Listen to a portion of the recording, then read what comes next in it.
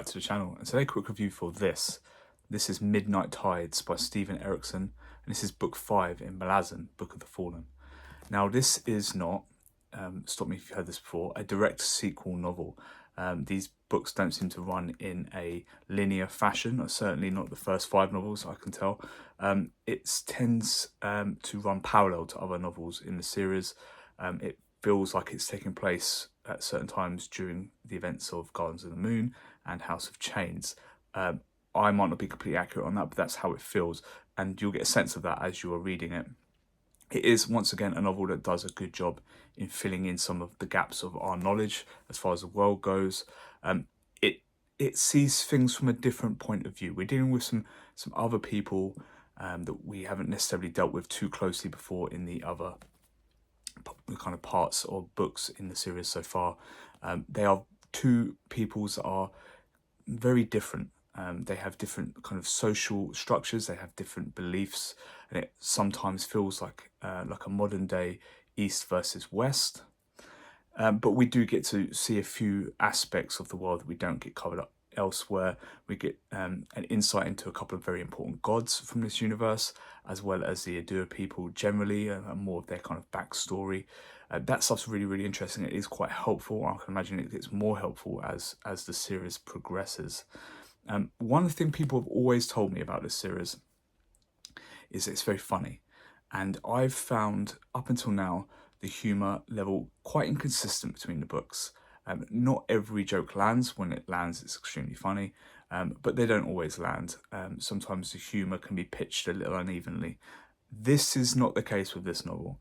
This is the first novel for me where it is 9 times out of 10, it's just really, really funny. The jokes land perfectly. The comedy timing in the conversations is on point. It feels to me like maybe Erikson was reading a lot of Discworld. This feels very Pratchett-esque. This is, a book about, political intrigue and warfare between two nations, but it will quickly flip-flop to what, amounts to a Monty Python sketch, with very little warning, but it works, and that's one of the things I can say about Erikson's writing is he's able to blend, by this point 5 books into the series, he's able to blend those sides quite seamlessly, and he's really showing his writer's flair by this point in book 5. For me, the best writing in the series so far. Stop me if you've heard this one before, but these books are improving in quality for me personally.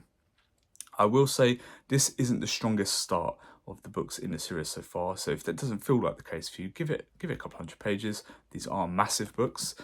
This copy of mine was 930 odd pages. That's not including all the stuff before and after, that's just the story. About 348,000 words. It took me just over 2 weeks to read. It is a chunky boy for sure.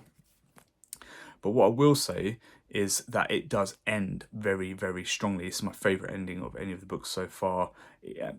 Erikson kind of gives us his version of like a Sanderlanche. Things move extremely quickly. You have very long, slowly paced chapters, and then they become these kind of shorter, sharper hits later in the book. We're flipping between characters very quickly. There's lots of action. There's lots of twists. The twists land a little bit better than they have done previously in the series. Again, these aren't massive jumps up in quality because this series was of a good quality to begin with. But I just feel like, the little tweaks have been made, whether it's proofreading editors, whether it's Erikson's experience, but little tweaks are being made and things are coming together very, very nicely at this point. I would say this is, again, stop me if you've heard this already, I sound like a broken record at this point, but this is the best entry in the series so far. Each series since book 3, I feel like it's been slowly getting better and better. I was, a little down on book 2, but I feel like it's been incremental improvements each novel to the point where this is the best novel so far.